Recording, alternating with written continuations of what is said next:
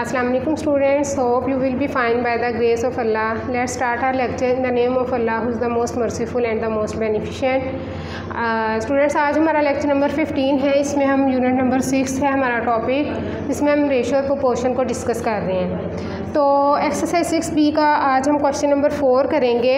उसमें उन्होंने हमें बताया हुआ है कि इन स्कूल ए, अपनी बुक्स का पेज नंबर 93 ओपन करें। इस पे क्वेश्चन नंबर 4 है एक्सरसाइज 6B का।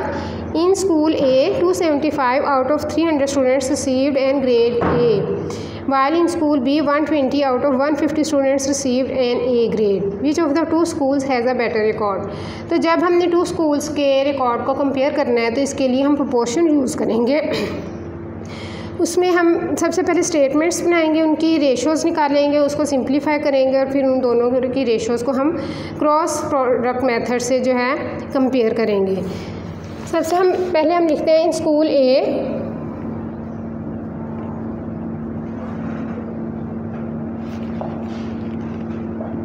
Ratio of grade A. School A में ग्रेड ए की रेशो ये है, 275 स्टूडेंट्स ने ग्रेड ए लिया है आउट ऑफ 300 स्टूडेंट्स। तो जब हम इसको सिंप्लीफाइड फॉर्म में लिखेंगे 275 ओवर 300 को अगर हम डिवाइडेड बाय 25 करें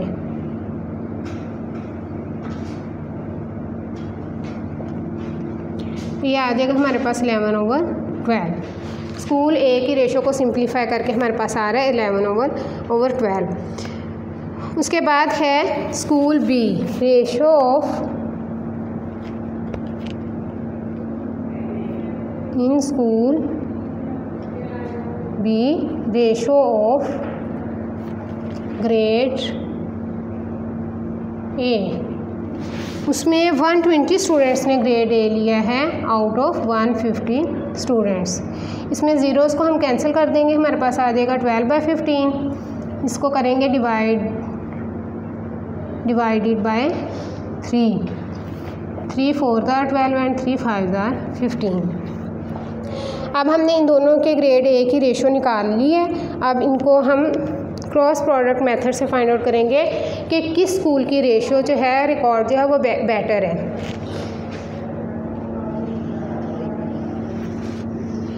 ratio of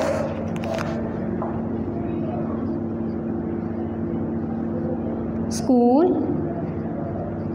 A to school B, चूँकि उन्होंने कहा ratio grade A of school A to school B की रेशो आपने फाइंड आउट करनी है, तो हम उसके लिए पहले स्कूल ए की रेशो को पहले लिखेंगे 11 ओवर 12 को, और उसके बाद हम स्कूल बी की रेशो को 4 ओवर 5 को लिखेंगे।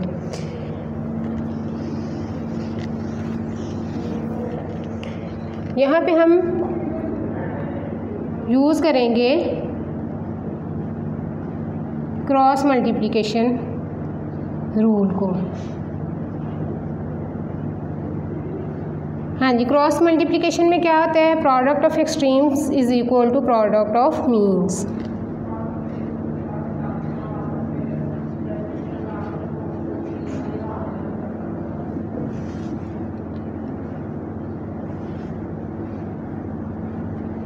हाँ जी स्टूडेंट्स, 11 × 5 अगर हम करेंगे तो ये हमारे पास एक्सट्रीम्स हैं, और 12 × 4 ये प्रोडक्ट ऑफ मीन्स में आएगा। 11 × 5 is equal to 12 × 4, 55 is equal to 48। अब हम देखते हैं कि स्कूल ए की रेशो के अगेंस्ट हमारे पास आ रहा है 55 और स्कूल बी की रेशो के अगेंस्ट 48 आ रहा है। तो जिसका जो है ग्रेटर नंबर आएगा प्रोडक्ट लेने के बाद एक्सट्रीम्स और मीन्स का, उसकी रेशो जो है वो बेटर होगी। So school A has better record. Students, आप लोग देखें कि कैसे हम लोग, अगर हमारे पास 2 स्कूल्स की रेशोज़ अगर गिवन हैं तो हम बता सकते हैं कि किस स्कूल का रिकॉर्ड बेटर है। इसके बाद है question number 5, the ratio of milk to water in a container is 5:1 by volume. If the total volume of the mixture is 9 litres, find the volume of water in it. तो इसमें सबसे पहले हम लिखते हैं कि टोटल वॉल्यूम जो है मिक्सचर का कितना है। Question number 5,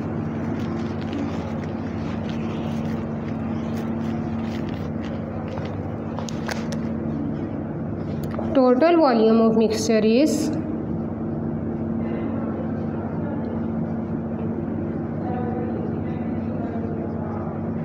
9 liters। रेशो क्या है इसमें milk to water? Ratio of milk to water is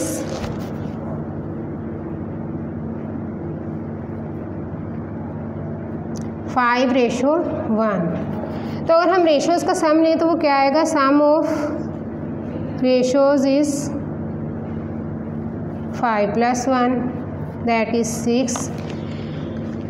अब जबकि हमारे पास किसी मिक्सचर में जिस तरह मिल्क और वाटर का मिक्सचर गिवन है, अगर उनकी रेशो दी हो मिल्क और वाटर की, तो हम सबसे पहले तो लिखेंगे कि उसका वॉल्यूम, उसका मिक्सचर का टोटल वॉल्यूम क्या है, उसमें उनकी जो है मिल्क और वाटर उनकी रेशो क्या है, और उसके बाद हम उसका सम लेंगे।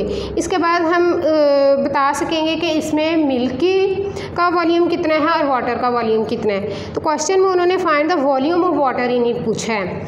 तो volume of water find out करने के लिए हम क्या करेंगे?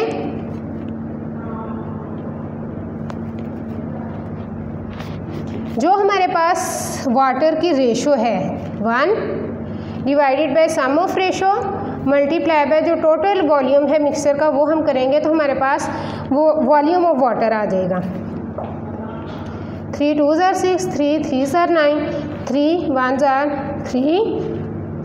3/2। इसको जब हम मिक्स्ड फ्रैक्शन में लिखेंगे तो ये 1/1/2 आएगा। 1/2 जो लीटर्स जो है वो उस मिक्सचर में वाटर का वॉल्यूम। ओके, जब हमारे पास रेशो दी हुई है उस मिक्सचर में, जो चीज़ें हमारे पास यूज़ हो रही हैं, मिल्क और वाटर की रेशो गिवन है, तो पहले हम उनका सम लेंगे। सम लेने के बाद नेक्स्ट हम इसको इस फॉर्मूले में यूज़ करेंगे volume of water find out करने के लिए। तो उसका मेथड क्या होगा कि जो वाटर की रेशो है, मिल्क टू वाटर मीन 5 जो है वो मिल्क की रेशो है और 1 वाटर की रेशो है। 1 डिवाइडेड बाय आपने सम ऑफ रेशोज़ लिखना है, multiply by total volume of mixture लिखेंगे। उसको सॉल्व करने के बाद आपका जो आंसर आएगा वो हमारे पास वॉल्यूम ऑफ वाटर है। ओके, इसके बाद हमारे पास है question number 6। Use the cross product rule to determine which of the following ratios is greater in each of the following cases. तो इसमें हमारे पास पार्ट 1 है क्वेश्चन नंबर 6 का।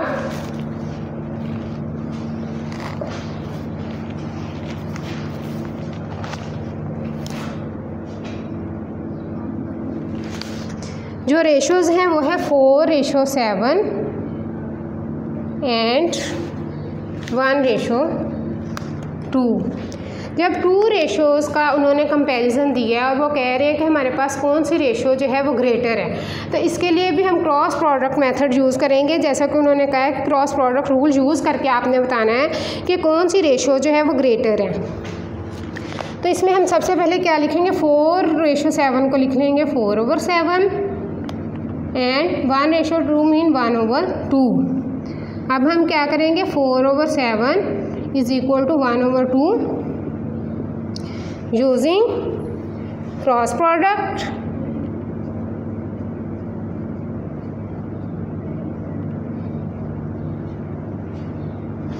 हाँ जी, क्रॉस प्रोडक्ट में 4 × 2 जो है वो हमारे पास प्रोडक्ट ऑफ एक्सट्रीम्स है और 7 × 1 product of means. 4 2s are 8 and 7 1s are 7।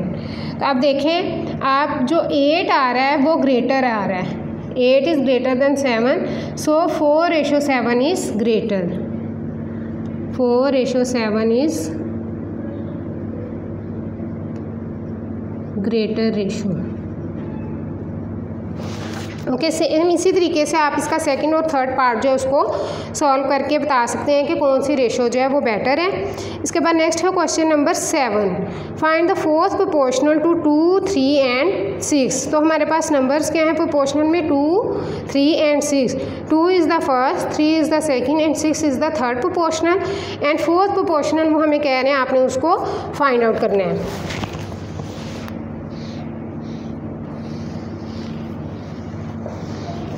जो प्रोपोर्शनल हमने फाइंड आउट करना है उसके लिए हम सपोज कर लेंगे कोई वेरिएबल, जैसा कि हम मैथमेटिक्स में ज़्यादा सपोज करते हैं x. Let fourth proportional is equal to x. Now जैसा कि उन्होंने हमें फर्स्ट, सेकंड और थर्ड दिया हुआ है 2, 3 एंड 6, तो 2:3 प्रोपोर्शन 6:x। फोर्थ प्रोपोर्शनल जो कि हमने फाइंड आउट करना है उसकी जगह हमने x लिखा है। अब हम क्या करेंगे, इसको प्रोडक्ट ऑफ एक्सट्रीम्स और मीन्स करेंगे, क्रॉस प्रोडक्ट मेथड ही यूज़ करेंगे। इसको हम इस फॉर्म में लिख सकते हैं 2/3 इज इक्वल टू 6/x। सो हम यूज़ करते हैं using cross product method. Cross product method को जब हमने यूज़ करना है तो product of extremes mean 2 × x किसके इक्वल आएगा, प्रोडक्ट ऑफ मीन्स 3 × 6। तो हमारे पास 2 जो मल्टीप्लाई हो रहा है वो इधर आके डिवाइड हो जाएगा। इसकी कटिंग करेंगे, 2 3 = 6, तो हमारे पास x आ रहा है 9। So fourth proportional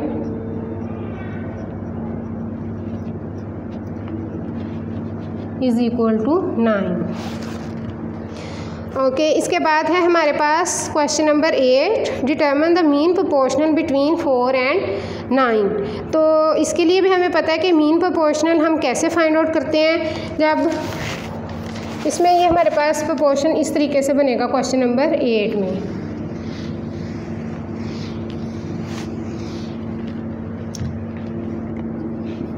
late mean proportional is equal to x। Now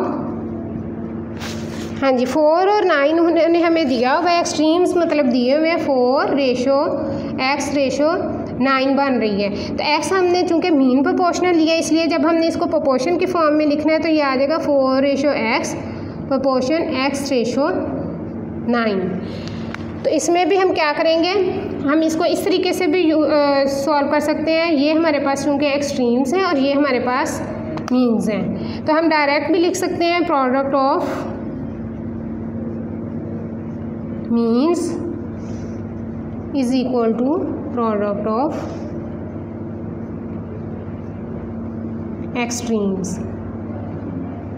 तो ये हमारे पास मीन्स आ रहे हैं x × x is equal to 4 × 9। तो ये x को x से मल्टीप्लाई करेंगे तो ये x² आ जाएगा इज इक्वल टू 4 9 = 36। अब हमारे पास आ रहा है x² इज इक्वल टू 36। चूँकि हमें सिर्फ x की वैल्यू चाहिए जो कि हमारा मीन प्रोपोर्शनल है, इसलिए इसके ऊपर से स्क्वायर को हमने ख़त्म करने के लिए बोथ साइड्स पे स्क्वायर रूट लेंगे।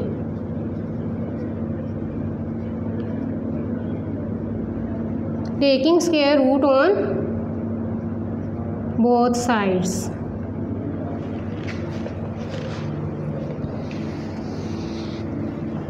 हाँ जी, x² का भी हम स्क्वायर रूट ले लेंगे और 36 का भी। तो स्क्वायर रूट से चूँकि सॉल्व हो जाता है इसलिए हमारे पास x इक्वल आ जाएगा 6। सो मीन प्रोपोर्शनल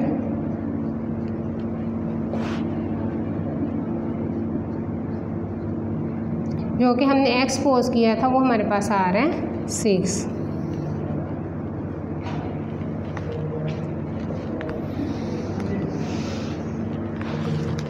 ओके, इसके बाद हम लोग क्वेश्चन नंबर 9 सॉल्व करते हैं। वो कह रहे हैं if 7/13 is equal to 14/p then find p। Question number 9, if 7/13 is equal to 14/p then find p। p की वैल्यू हमने फाइंड आउट करनी है। सिंपल मेथड है, 7/13 इज इक्वल टू 14/p वो लिख रहे हैं, तो हम इसमें लिखेंगे using cross product method. Cross product में हम क्या करेंगे, product of extremes is equal to product of means. 7 multiply p is equal to 14 multiply 13। तो p के साथ 7 जो मल्टीप्लाई हो रहा है वो इधर आके 14 मल्टीप्लाई 13 के साथ डिवाइड हो जाएगा। 7 2s are 14 and 13 2s are 26।